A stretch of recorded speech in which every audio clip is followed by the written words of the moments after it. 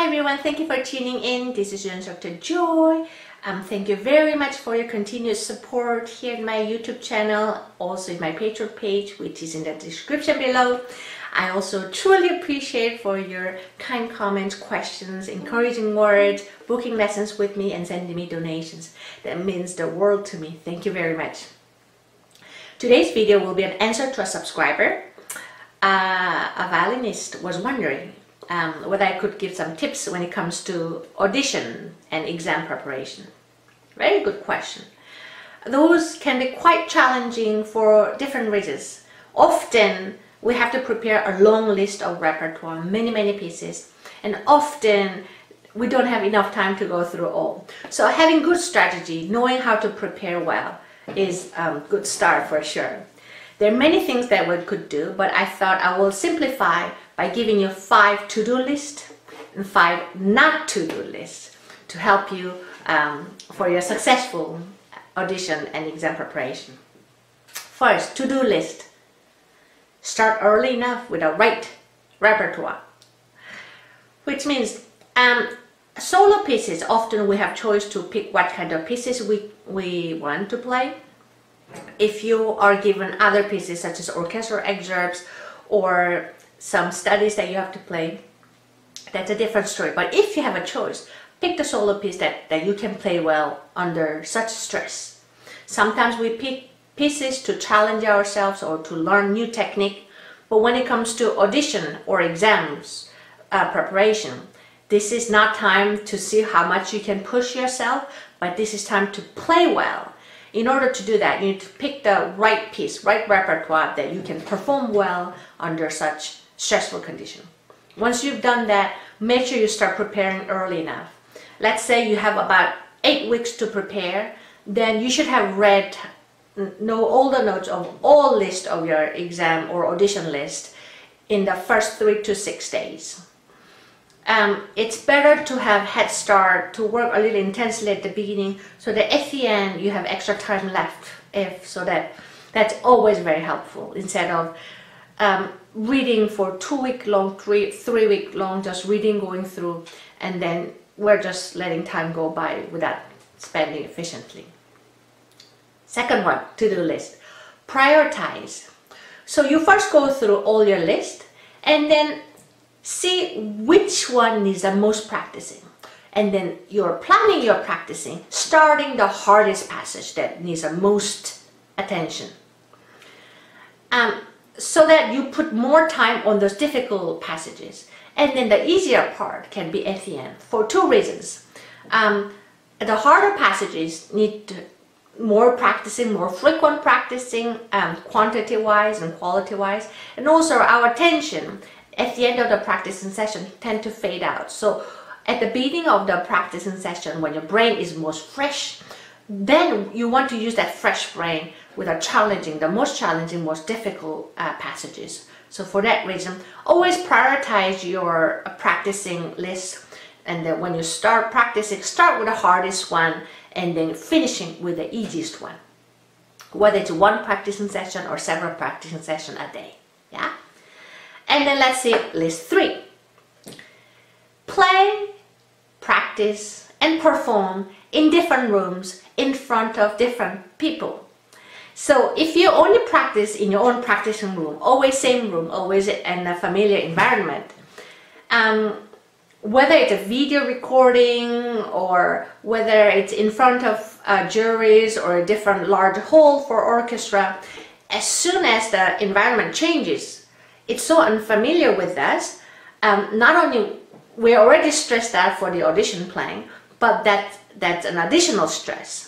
So you want to get familiar with that condition by putting yourself in that uncomfortable environment, such as try to go play in front of other people, not always in front of people that you're familiar with.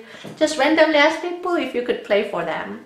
And also go to different rooms, small room, large room. Get familiar with the sound when you play in different environments. And also if you can just change the order of your playing, so that you're putting yourself out there in an uncomfortable condition to get familiar with those environments, so that on the day of audition and exam, you're well prepared mentally. Yeah. And then now, number 4, eat well, sleep well, and exercise, and take care of your health. This goes, and I don't know how many times you cannot emphasize this one enough. A lot of my students are very diligent, very good working, but they get sick right before the exam and auditions, and then they can sometimes, all the work cannot be presented, and that would be really pity. So make sure throughout your hard work, make sure you eat well, you sleep well. So you want to make sure your body is in good condition so that you can perform all the best you can. Yeah. And then number 5, to-do list. On the day of audition, first, so when you get to the location of audition or exams, or sometimes if you have to do video recording, number 1, you want to breathe. You know, with our little nerves, it's already, our heart is pumping hard, and then, you know, we sweat, and a lot of things are happening. First thing that's very easy and very quick, just simply breathing deeply in with your nose, breathe out with your mouth, just 3 times in and out. By doing that, you're just giving oxygen to your brain, you can think clearly, and then if you have time, often you have a little 5 to 10 minutes warm up. Instead of playing all beginning to the end, try to play beginning of each pieces. For 2 reasons. Number 1, you may not have time to play all. Number 2, if you play a little of beginning of each pieces, even if you have to go through without playing it through, even if you have to enter audition room without being able to play all through, because you've done already the beginning, you're mentally a little more calm, therefore you were going to be able to play well. Yeah, that was our 5 to-do list. Now let's move on to 5 not to-do list. Number 1, start practicing always in the same performance tempo. I see that a lot in my students in my teaching studio. So when we start practicing, so we hear the different recordings, and then we know how it's supposed to sound, and then we want to make it sound as soon as possible, which is our goal. But difficult passages, in order to do that, you have to sometimes take small section, you have to slow down so that you can work on your coordination, and also sometimes you have to do a little different variation of rhythm in order to have difficult rhythmic passages work well. But if you only practice in tempo, in performance tempo, only written music as is, without different kind of alternative way of practicing, without mastering, what happens is you're practicing to play with the same mistakes over and over. It may feel like you have practice, but actually you are collecting the wrong type of muscle memory. If some passages don't work, section out and then slow down, practice slowly, and come up with a different rhythm combination that can help you to play those difficult passages, or even different bow strokes that help you to master those passages. Very, very important. Number 2, not to-do list. After you practice a little while, then you can go through all entire list. But when we do that, while in our own practice room, we're too generous to ourselves by stopping and then doing again. Don't be too generous to yourself, even though it's harsh, because the reality of exams and auditions, we don't get second chance. So we have to train ourselves to be able to perform at a first try. So if you decide to do run through from beginning to the end throughout the entire repertoire, treat yourself like that by giving only one chance. That means no stopping and redoing, correcting as we go, but you have to play through and then try to fix it as you go. Whatever happened in the past on the day of audition exam, we cannot redo it. But focus, training yourself, focusing on the next note so that you can play well with a great concentration. Not to do list 3. Now, no last minute changes of bowing and fingerings. Sometimes fingerings and bowing should have been done the latest 2 weeks prior, 2 weeks to the audition or exam date. In the last 2 weeks of the auditions and exams, you should not change any bowings and fingerings, because you've been practicing all this throughout in certain bowings and with a certain bowings and fingerings, and if you change last minute with a little pressure on the day of audition and exams, your hand don't know what to do, because your hands work with a muscle memory. So often that's when one could fall apart completely because your fingers are confused what to do. So stick to the choose the right fingering early enough, but last 2 weeks to the audition or exam date, you should really stick to the fingering and bowing and just secure those ones. Yeah, it's not worth to gamble in that way. Now, list 4, not to the list. Practicing a lot a day before of the audition and exam, or on the same day of the auditions and exams.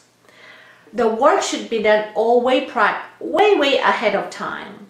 A day before or on the day of the exams or auditions, if we practice a lot, it may feel like we're doing something great, but what we're actually doing is that we're exhausting ourselves. By playing a lot, we're making ourselves tired, which too are going to play against us. A day before, you should go to bed early, give yourself body a good rest. On the same day, you can maybe play through once and then go through slowly those difficult passages that needs a little more attention to. And that's about it, but don't overdo it. Excuse me, because it's not gonna get better and it's gonna just exhaust us. This is time just to settle and secure what we already have. Yeah. List 5, not to do. Arriving to the location of the auditions and exams last minute. Even arriving 15 minutes prior to the audition day, even though a lot of people say that's what is required, it's way too little. You want to get to the location early enough, whether it's a recording with a video or a real theater, audition, concert hall, or exam building. You want to get there earlier so that we're mentally a little more calm by getting familiar with the environment. Check where the washroom is, because you will be using a lot with a little nerves. And also find out where you could go and warm up a little. Yeah. If it's a cold days like here in Canada, get there early enough so that you can warm up your body, stretch your body a bit so that you can perform well. And also, if you can bring a little snack that can help you to go through, because some auditions and exams can take hours and hours long, and you won't be able to stay fit mentally and physically throughout all this difficult waiting and playing. Yeah. I wish you all the best of luck, and this is something that works for all type of preparation when it comes to auditions, exams, competition, and even a concert. Yeah, so I wish you all the best, and let me know how your audition preparations and exam preparations are going, and please feel free to share with us. Thank you for watching, and I hope this video was helpful. Hope to see you again. Bye bye.